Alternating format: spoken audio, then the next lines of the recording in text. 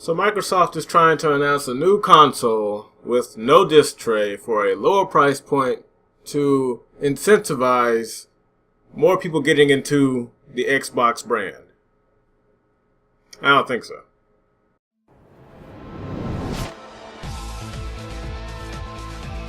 So there's a lot of news coming out the past couple of days. Mainly the whole issue with Sony is not going to attend E3 or host their little PlayStation Experience event.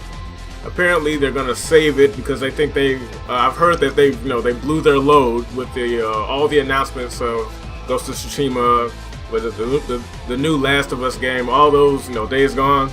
I believe they believe that they've shown off their best for the PlayStation 4 console. This is alleged at the last event, last E3. So there's that. So they're not gonna show anything, and rumors are circulating that it may be for the PS5 reveal, which is alright, I guess, because if they're aiming for a 2020 release window, then I guess that'd be a pretty decent time period for this generation of consoles. Even though, in my personal opinion, I think this generation was fairly weak compared to the previous generations in terms of games and content and all that good stuff. But what can you do? The next generation of games, it's about that time. It's been 5 years, 6 years. Time flies by, but so we're here with that. But what I want to talk about is the news coming out with the Xbox allegedly shipping a new discless drive Xbox One to test the waters in the market. And so you guys pretty much understand my stance on this. I'm physical for life, no matter what, especially when it comes to consoles, because I believe the biggest appeal for consoles is that they're easier to use, they're smaller, they're not like a PC where you have to build it and you're stuck here playing on your PC. So consoles, it's a quick little box you can throw in your bag, go over to your friend's house, get your games and all that good stuff. And another appeal, the reason why I'm okay with physical for console games is because they have value for the second-hand value for the consumer. They can trade them in. Now, Microsoft, from what I'm hearing, they're having this Xbox disc to digital program, which to me, off the bat, just sounds like some bullshit, because I don't. the issue I have with turning things in for credit is that I can't use that credit for anything else outside of what they give me. If you're not going to give me money, which is probably, like, to me, the maximum appeal for trade-ins. You trade in something, you get money back for it. I don't want a credit towards an Xbox. I want a credit towards whatever I want. If I got a collection of games and I fall on hard times and I'm thinking like, well, let me sell some of these games to either some of my friends, my family, or to a business that I'll take them and give me a good price for them, like a mom and pop store or a game exchange. Get some money for it, because I've done that plenty of times. When I fell on hard times, I had a whole bunch of 360 games. I took them back, traded them in, walked out of that building with damn near $200, which was great for me. It pulled me out of my little rut I had, and it was great. And I can understand, I can see the option. If they're going fully on, oh, this is just an option for people, then I guess that's okay. I guess, because me, I do not trust Microsoft at all. I feel like they're constantly, ever since the whole train wreck with the initial Xbox One launch, I feel like they're just trying their best. Like they really so badly want to just go full digital. And here's the thing. I wouldn't be so against going full digital if there weren't so many issues, in the way of that. The main issue is that not everyone can go full digital, because to do that, we all need to have great internet, everybody. Not just some of us, all of us. And until they can promise me gigabit internet, speeds of 100 gigabytes per 50 gigabytes per second internet at little to no cost, there's no way this is going to work. Internet has to be great everywhere for that to work. The internet I got is like, meh. I can just barely stream decent quality streams. I'm right there. If when my roommate or whoever hops on the internet, it's over for me. So it's like, I don't know, like this whole push to digital, I would be on board if there were a way they could guarantee that it will work out for me. And not only that, there's the whole issue with really owning your games. I mentioned this in the previous video that you don't really own digital content. You know, if anything, it's a fancy way of renting something long term, and there's no way to guarantee that that same stuff will be there years later, which is why the appeal of physical is so high, because if I buy something physical, I keep it forever. It is mine. That's why the whole issue with Spyro was as big as it was, because the game is shipping halfway complete on a physical disc. And again, digital really only helps big corporations and companies because it minimizes their the amount of money they have to put towards printing games on disc. And my whole issue is, like, going full digital shouldn't cost me an option. You know, like, and here's another thing. I saw an article, I'll link it below, just talking about how, oh, well, it's going to be cost effective if you get the Xbox One without a disc tray. And I'm like, well, that's cool and all, but like the incentive shouldn't be in the unit. It should be within digital distribution itself. It costs them less money to just upload something to a server for us to download, so it should cost us less to purchase it. A $60 game in the physical form is still $60 in the digital form. Why is that? You know, you're already paying for Xbox Live, you're already paying for PSN. Why do we have to pay for the digital stuff? And again, the reason why it's okay on the PC is because we get incentives like that for digital on PC.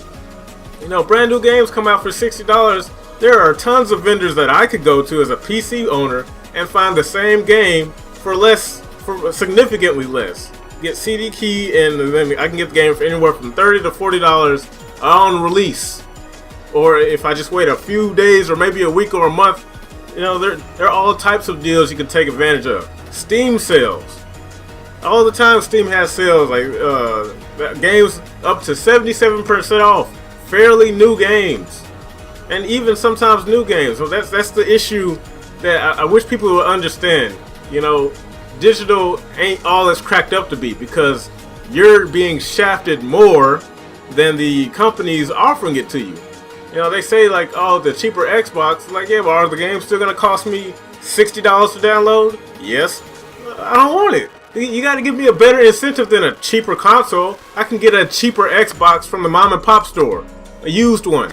So it's like, I don't understand, guys. Like, I really don't think this should be hard to understand for most people, because at the end of the day, again, consoles. The appeal of consoles is that they're simple machines and you can plug and play. Supposedly, you're supposed to be able to, but you know they're trying so hard to be PCs. They want the PC infrastructure and everything, but they don't want to give you the PC incentives that you would get if you were to game on a PC.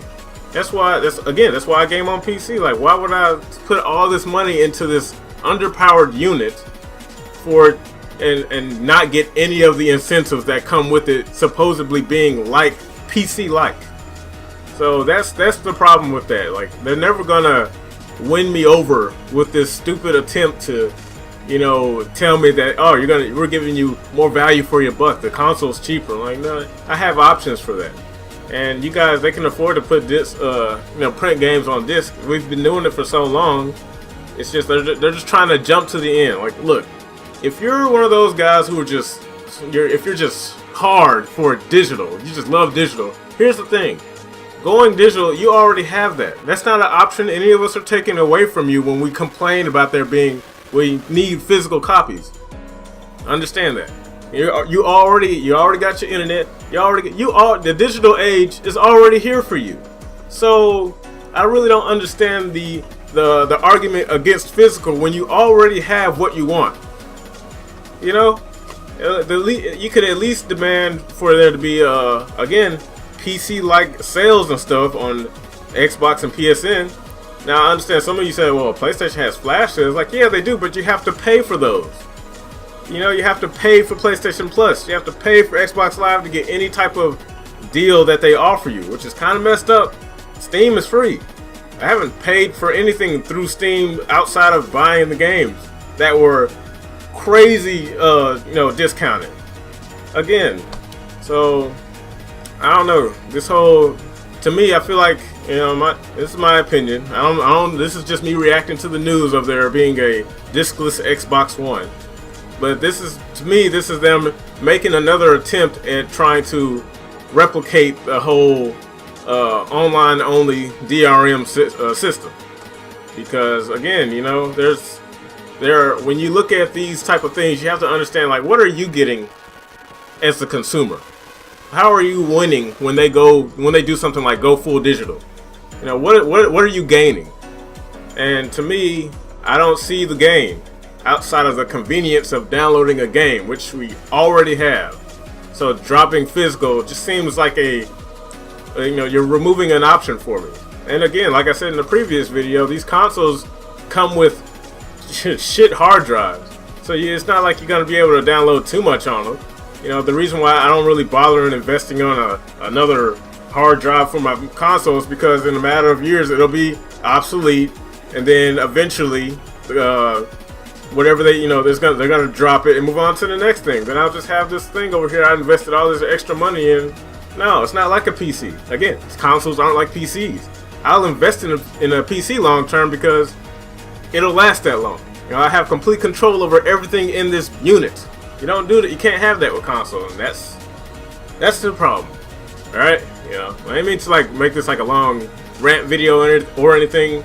This is just, you know, my piece on the whole ordeal. If they're trying to do a claim and it's an option, like, well, fine, make sure it stays like that over there in that corner by itself forever. But there's no reason, there's no excuse to drop physical, because all they're trying to do is save more money and do nothing with it. You know, all this money they're saving, you think they could put it towards making better games, but instead we get the same shit yearly releases that hardly evolve over time. You got these publishers getting greedy, absorbing smaller companies and ruining them like EA. So yeah, like there's a lot of problems in the gaming industry. Well, but this is why we talk. This is why we have these discussions. But yeah, this is a quick video. Give you guys my thoughts and opinion on the whole Xbox issue. I'll make another one on Sony later, but next in the pipeline is the video talking about integrity of reviewers, online reviewers like YouTube reviewers versus big publishers like IGN and stuff. That's one I want to, you know, dress up for that one, because I think that's a good one. It's gonna be a good one. But anyway, folks, tell me what you think in the comments below. If you got like a hard-on for digital, try to convince me how that is better than having a physical copy of, you know, whatever in my house. Just please, you know, conversate, leave a comment down below. I reply to all of them. I try to anyway. But yeah, folks, this is all I got. This is my opinion. This is your Immortal Life Brother Josh. Thank you for watching. Thank you for liking. Thank you for disliking if you dislike it. And I'll see you on the next video. Take care.